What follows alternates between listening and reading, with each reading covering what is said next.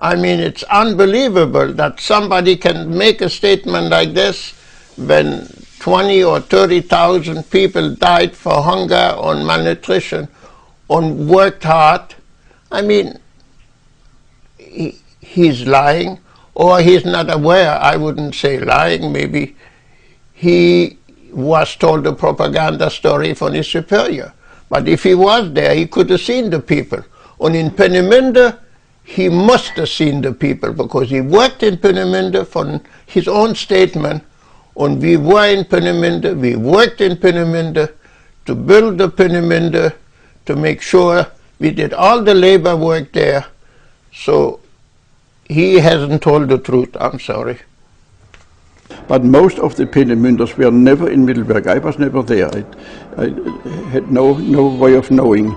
And besides that, the real situation at the concentration camps, which was so terrible and absolutely horrible, there's no doubt about that, that was not known to most of the Germans. I had not known it until I came to this country and then learned and heard about it. But before that, I did not know what has been going on. Do you believe that to be true? Well, if he was in Peenemünde, he must have seen us. You saw what was going on there. You were there yourself. I mean, I was in Peenemünde. So were 1,200 prisoners. I mean, he must have been blind. He must have blinders on, not to see the 1,200 prisoners who did all the labor work. Did you ever go to needlework? Did you ever see the production there? Well, I had to go there because due to the material shortage, we had to make design changes all the time. And again, to demonstrate that the vehicle was really not ready for military use, was a fact that we had, I think it was 34,000 changes. You can see their point of view? What do you Well, mean by that? but I can see they're defending themselves. They don't want to tell the world the truth. So they're defending themselves. They're telling us a lie that they didn't know what's going on. So did most, 90% of the Germans. Nobody knew there was concentration. Nobody knew what they did to the Jews in Germany. Nobody knew the Kristallnacht and all those things, what happened. But they all knew what's going on. They saw the dead. They smelled the crematorium all the time in Dora. They couldn't even burn them fast enough. They had to dig holes, put him in the holes and put gasoline and burn them. And if you ever see hundreds of body flesh being burned, you know it smells. That's all I have to say.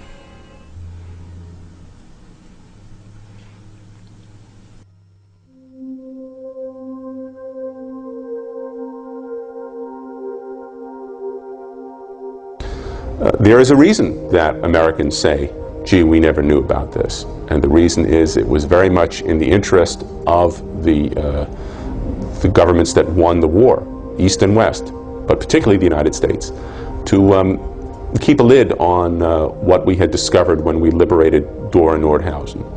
And so Americans were told almost nothing about this. Instead, Americans were told about other camps that we liberated, like Dachau in particular. But Dora and Nordhausen was largely kept quiet. On the one hand, one arm of the United States Army prosecuted the war criminals in the Nordhausen trial at Dachau in 1947, and another arm of the U.S. Army, namely Army Ordnance, contributed to trying to keep the German rocket people away from that war crimes trial and keep the whole thing quiet. They can excuse him all they want. He was the head of that department. He knew the death. He knew the people hanging. He knew all those things. It's good to say today, 50 years or 60 years later, well, he maybe wasn't guilty. He is guilty. Guilty is sin. When the astronauts were dealing with Von Braun, they didn't know anything about the Dora story. They knew nothing, essentially. And you know, the overwhelming experience you have with people who knew Von Braun in the United States is, you know, they're not interested in discussing at length the German situation because they basically accepted the Cold War rationale for bringing him here. And they had very positive experiences with him personally. I was not aware of any of these stories that I think people who do research and the media want to create something of news, so they want to dig up whatever they can, and I feel in a lot of ways that that's motivated not by really a search for the truth, but can we come up with something that's different, sensational? Can we create a hero? Can we create a person who really does great things for us? And then can we find something in his background that we can criticize? As a man, he was a compassionate person. He was concerned about other people. He was concerned, he took an interest in all of his employees, their families. So I don't really put too much stock in those stories, and I'm certainly not that interested in delving into somebody's background. All sorts of things are done for a person's country by direction of those above us. It's important to remember in the case of Von Braun, in the case of Rudolph and some of the others, we're not just talking about some men who worked for an evil regime. We're talking about men who themselves took part in Nazi crimes. This isn't just guilt by association. It's not just that some of them were in the SS or the Nazi Party. They were personally complicit in Nazi crimes. The same kinds of crimes for which Albert Speer was convicted at Nuremberg. People like Von Braun and Rudolph should have been prosecuted. I nominated him for the International Boss of the Year, and he won it because he was truly the Boss of the Year.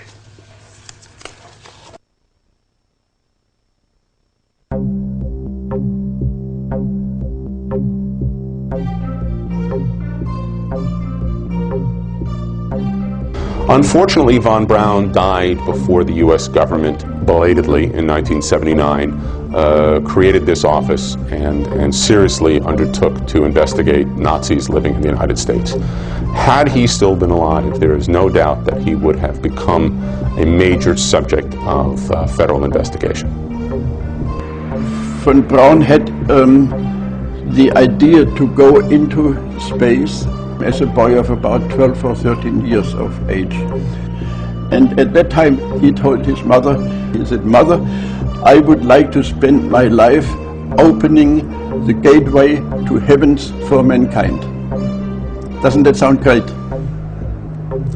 That's been a thorn in me for so long about this. He was a genius. He did a lot of good work for the United States, but he should have been not recognized as a hero. It's like a mass murder letting him loose because he invented something. You wouldn't do that in this country. Some of these people not only got away with murder, they got away with some very impressive American honors. Certainly Von Braun and Rudolph received very high civilian honors, and the glorification of these people goes on. Go to Huntsville, you'll see the Werner von Braun Civic Center. It still bears his name.